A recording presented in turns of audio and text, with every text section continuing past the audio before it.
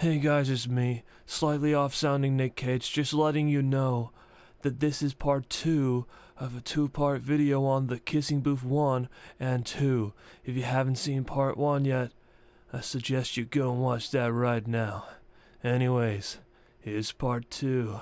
Okay, so I guess now is the time when we talk about the Kissing Booth 2. Don't worry, guys. It only goes uphill from here. God. If you thought the first movie was bad, well, this next movie is completely unnecessary. Yeah, they only made it for money. There's no reason for this to exist. But it does, and I suffered through it, so... Hey, I'm gonna bring you guys along. Are you excited, Nick? All right, let's do this. So the Kissing Booth 2 starts where the first one left off. Noah is off to college, and Elle and Lee are both seniors in high school. They get the Kissing Booth approved at the school's council. Again. The Kissing Booth is approved. Somehow, nobody sees how weird and creepy it is. I like how there's absolutely no rules or restrictions on this thing. What's stopping someone from, like, going up there and, like, really sexually harassing someone and making them feel uncomfortable? You know? There's no, like, one kiss rule or anything. It's just like, yeah, just go up there and go to town. So remember the dumb rules that Lee should have definitely gotten over by now? Yeah, well, he hasn't. And rule number 19 is that Lee and Elle must go to the same school because they're both still like 6 years old. Rule number 19, always go to the same school as your bestie. And they're attached by the hip, and they must do everything together and go everywhere together. That's like a theme throughout this movie. They just can't grow up. Yeah, so surprise, surprise, Lee has a girlfriend in this movie, and her name is Rachel. She kinda looks like this dumb bitch I went to high school with. She was really mean, and her name was Stephanie. So I'm just gonna call her Stephanie from now on. He wants to hang out with Elle all the time, and not his actual girlfriend that he gets to, you know. Because why would you want to hang out with your girlfriend that you can sleep with and do sexual things with when you're, you know, a senior in high school, when hormones are going crazy, when you can hang out with your childhood best friend and, what, do like this Dance Dance Revolution game together? Yeah, because that's way more fun. So Noah is trying to get Elle to apply to the schools in Boston, just in case she doesn't get into Berkeley, which is the school that Lee's applying to. So Elle applies to a bunch of schools in Boston, and her principal is a complete douche to her about applying to Harvard. It's very weird. You really need to wow them with your personal essay. And yours is, how shall I put this? Like, aren't you supposed to be supportive of your students? But he kind of like puts her down. So there's this new character in this movie named Marco. What is his name again? He's like this new meathead that they introduce. He's supposed to kind of replace Noah in this movie, except he's way more level-headed, more talented, nicer, and just all around better than Noah in like every way. But spoiler alert, Elle ends up with Noah and not Marco, because I guess things just should never work out the way they're meant to. So yeah, this girl with piercings shows Elle a video of Marco's really hot body. He's just a guy. Whoa. Elle accidentally puts her bag on the button that activates the PA system. So she's like reacting to this video of Marco working out, really gushing about him for a long time. Like, she just won't stop. She just goes on and on about this guy and his body. It's so weird. This guy is a snack, indeed. Maybe an entree. Maybe he's also the dessert, too. I know it's a movie for kids, but it's so stupid. And everybody can hear her over the PA system, you know, gushing about this guy. And so Lee, hearing this, he's like rushing to the principal's office to save his bestie. It's such a dumb scene. And then there's a scene of Elle and Marco flirting. And then later on, Elle video chats with Noah, who's in college. And there's like this attractive girl in the background, and she gets super jealous and starts Facebooking her because hypocrisy is very prevalent in this movie. It's okay if I flirt with the muscle-bound dude at my school, but you can't even be around an attractive girl at your school. That's not allowed. The dialogue in this movie is so unrealistic and cheesy. It makes Disney original movies look like masterpieces. Elle says over the PA system that Marco's body looks like a snack. So when Marco meets up with Elle near the lockers, Marco goes, I'm a little hungry, so I'm gonna go get myself a snack. What do you think of Marco's body, Nick? Believe me when I tell you this, Elvis. If I didn't have erectile dysfunction right now. Yeah, it's a snack, I know. And who recorded this video of Marco's body? That's so weird. Did Marco do that himself? Did he record his own body while working out? If he did, that's very strange. And it might even be weirder if someone did that for him. So then there's this super long scene of field day, and it goes on for way too long.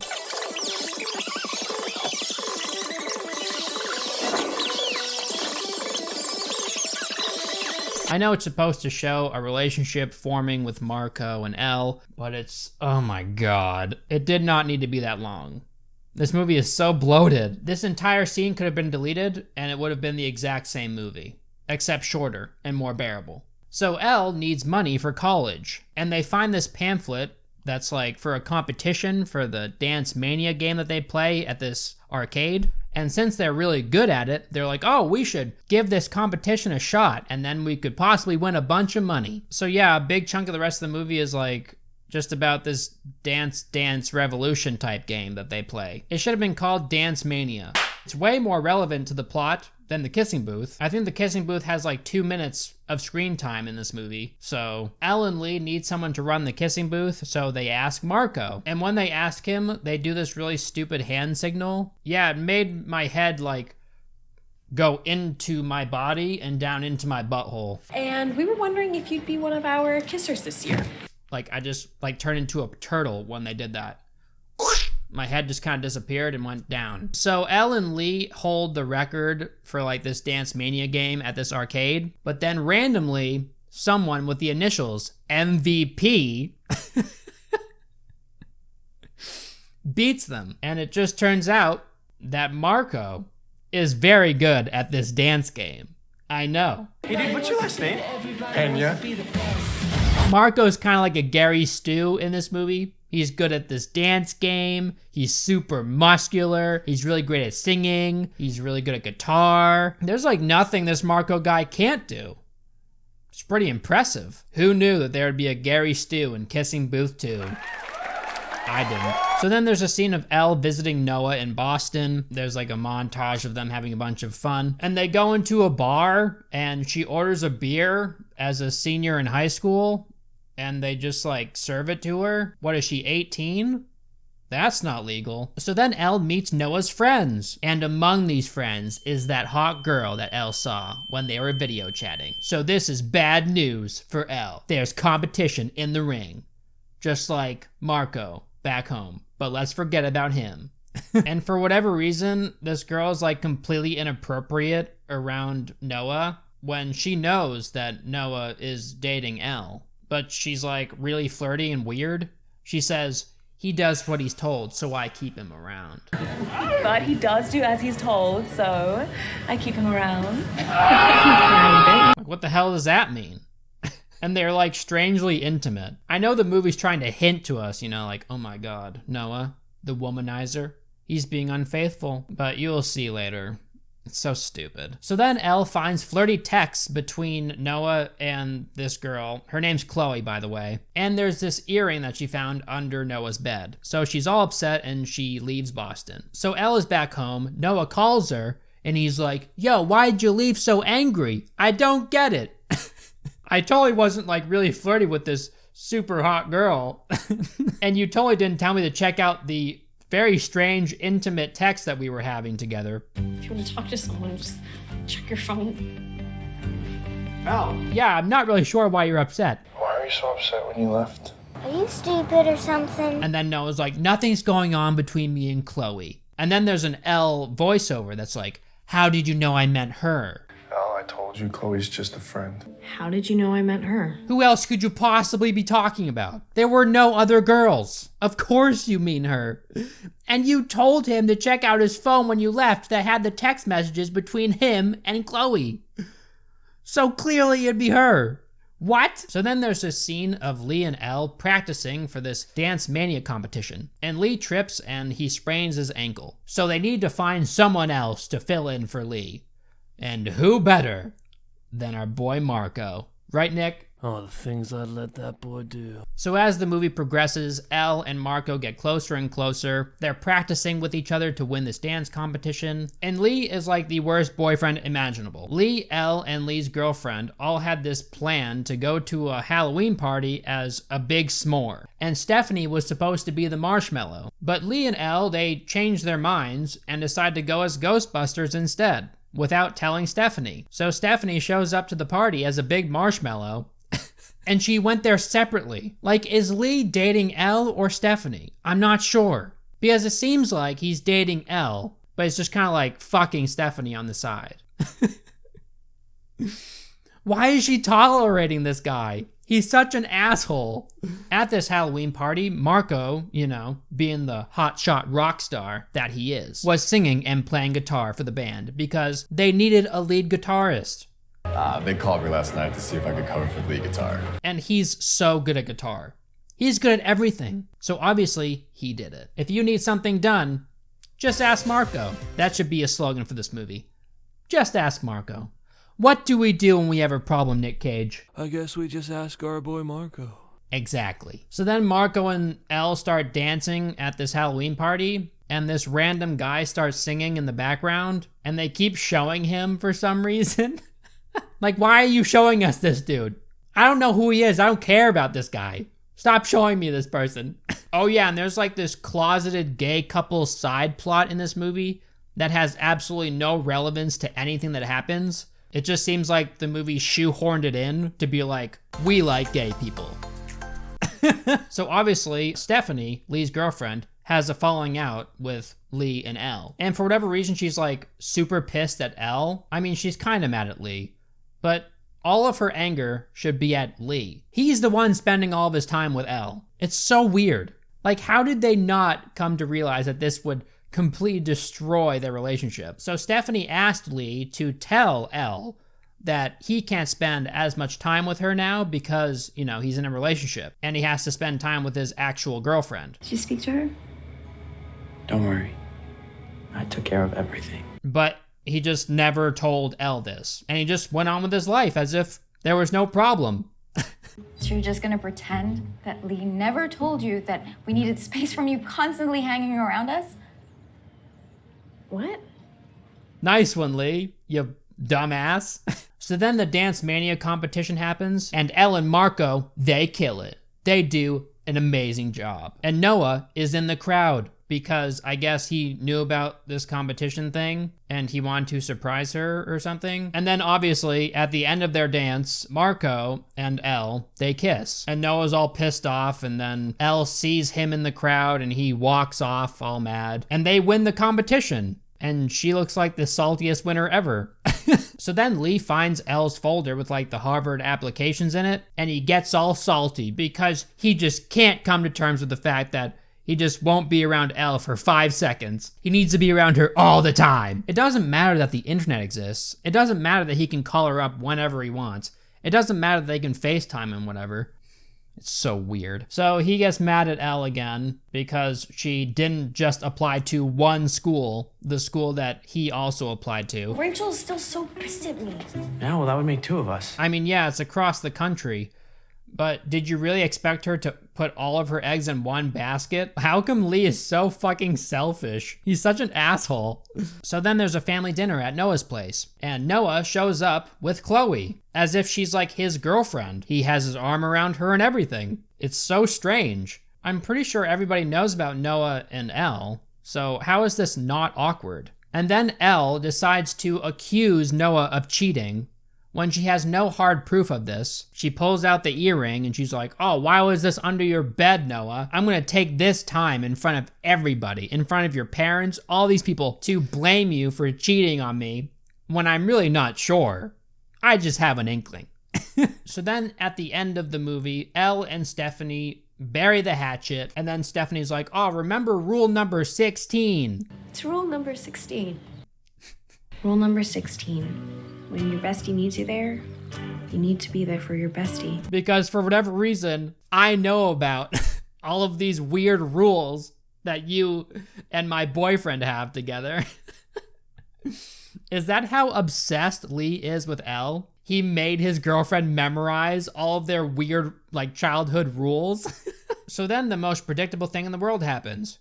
Noah is not actually cheating on Elle. Yeah, he's just a weirdo that decided to have this really hot best friend. And he just doesn't understand why Elle would be so upset by this when in the past he's proved to be quite the womanizer. And if Chloe and Noah are just friends, then why did he bring her to Thanksgiving dinner as if she was his girlfriend when Elle was gonna be there? That's so weird. Like, yeah, I'm gonna bring my friend from college who's like this hot chick to meet my parents and my girlfriend, when obviously there's some tension right now in my relationship. This would be a great idea to bring the girl to the dinner that's causing the tension.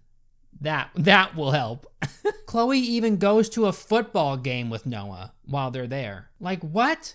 She's like following him around. Noah had her fly all the way across the country to have dinner with his family, and they're just friends? It's so stupid. I would be pissed at him if I was Chloe. I find it so weird that Noah decided not to defend himself when Elle was like, "You're a cheater," at Thanksgiving dinner in front of everybody when he's not a cheater. Like, if I was in that situation, I would do everything in my power to try and prove her wrong because I know the truth. I know I'm not a cheater. I'm not gonna let her try and like make everybody hate me when what she's accusing me of isn't even true. But he just kind of sits there and takes it. He's like, yeah. Oh my God. Where did you find it? Under Noah's bed. But what I'm most thankful for is that I found the earring before I did anything crazy, like rearrange my whole life for someone. He's just like sitting there like, yeah, I'm just gonna stay quiet for the movie, you know, to make the audience question whether or not it's true. So then things get heated between Marco and Noah at the end of the movie for no reason, really. It just happens to happen. Tell your brother congratulations. You have no business talking to me. Wow. Someone says congratulations and you're ready to fight him. I know that they're both interested in the same girl, but like, it's just stupid. It's so unnecessary. So then, an hour and 46 minutes into this movie, the kissing booth makes an appearance. Remember the kissing booth? Yeah, what this movie is named after? It's finally here. There's literally a kissing booth in this movie just because it's called Kissing Booth 2. That's the only reason. So Stephanie and Lee decide to go up onto the kissing booth and get blindfolded and kiss random strangers. But it turns out that they're kissing each other. And it's gonna mend their relationship. And it's this really heartwarming moment. As long as you ignore the fact that they were expecting to kiss a bunch of strangers. But yeah, just, you know, take that little bit of information and throw it out the window because they're kissing and everything's fine. They whisper sweet nothings into each other's ear, and then the crowd cheers. Even though nobody could possibly hear what they were saying, they're just cheering to cheer. These people like to cheer when they see people kiss. So Marco approaches Elle up on the kissing booth, and they have this big moment with each other. And this is when Elle's like, you know what? I like the asshole more. I don't like Marco. He did mostly everything right. He's a pretty good guy. But I like the controlling, manipulative douchebag. That's who I'm going for. The guy who lives all the way across the country and who's a complete asshole and an awful boyfriend, I want him. When Marco is like way better and he's also like crafted by the gods, right? I like how Marco uses the time up on the kissing booth for like his big speech with Elle. Like clearly there's a better moment to do this. Why is everybody using the kissing booth as like a platform for like their love lives? It's so weird. That's not what this is for. It's not a stage for you to like express your feelings to a crowd, people. Stop using it for this reason. It's not the couples therapy booth, people. Start making out or get off the stage. Right, Nick? Listen here. If there's no...